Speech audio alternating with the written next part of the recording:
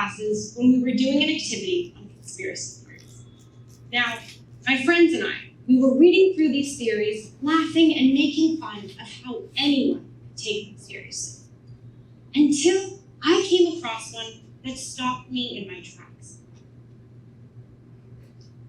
Now, TEDx says that we can't talk about any controversial topics, so I won't say exactly what it was.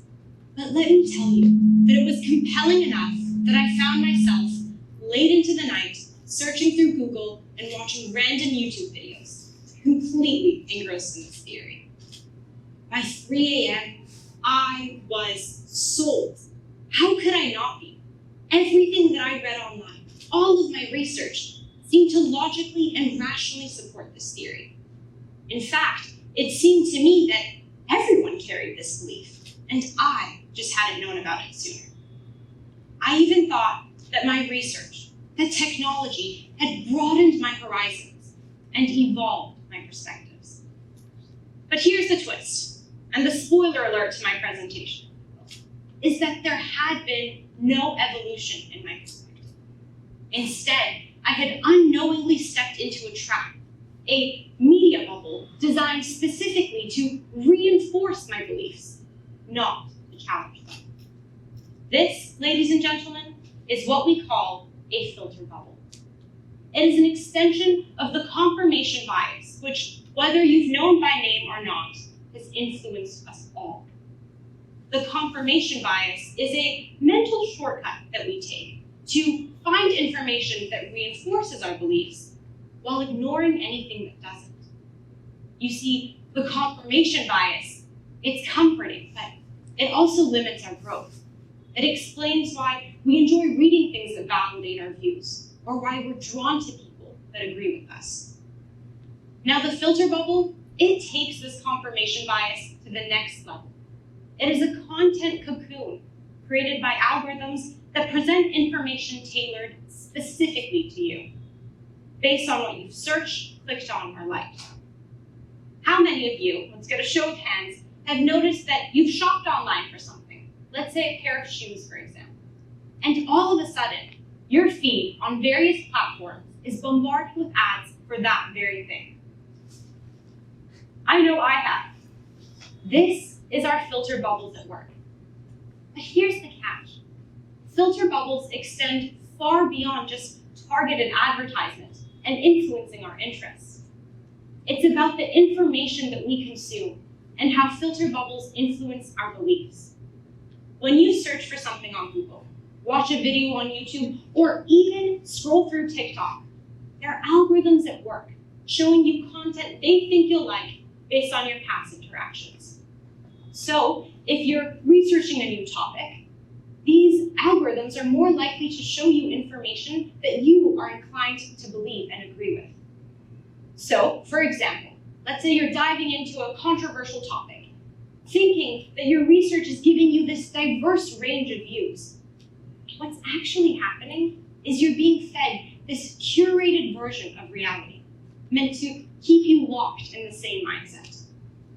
So let's look at some numbers. A 2020 study done by the Pew Research Center found that 64% of Americans believe that social media has a major impact on how they view the world and current events. What's even more striking is that 72% of them carry the belief that media companies intentionally manipulate what they see in order to create these filter bubbles or echo chambers. Ellie Pariser, the man who coined the term filter bubble, found that personalized search results limit our exposure to diverse viewpoints and shrink our understanding of the world.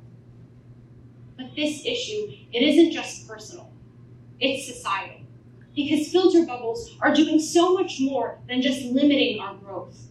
They're driving polarization. As people become more isolated in their own realities, it becomes harder to understand or empathize with different perspectives. This leads to deeper divides, more contentious debates, and in some cases, extreme views, as the gap between groups widen and the middle ground disappears. In fact, research from MIT found that false information spreads 6 times faster than the truth on social media, exacerbating these divides even more. So how do we break out of this? How do we fight against the constraints of our filter bubble and the confirmation bias that feeds them? And it's not easy, but it can be done, starting from a step as simple as awareness. You see, we have to recognize the bubble that we're in before we can take steps to burst it. After that, there's some active steps that we can take to diversify the information we consume. For example, when you're doing research, mix up your sources. Go to different outlets, especially ones that offer multiple perspectives. Keep in mind that the point isn't to agree with everything that you read, but rather to challenge yourself with new ideas and expose yourself to new views. Engage with opposing views. This isn't comfortable, I know, but it's necessary. Read articles, watch videos that don't line up with your current beliefs.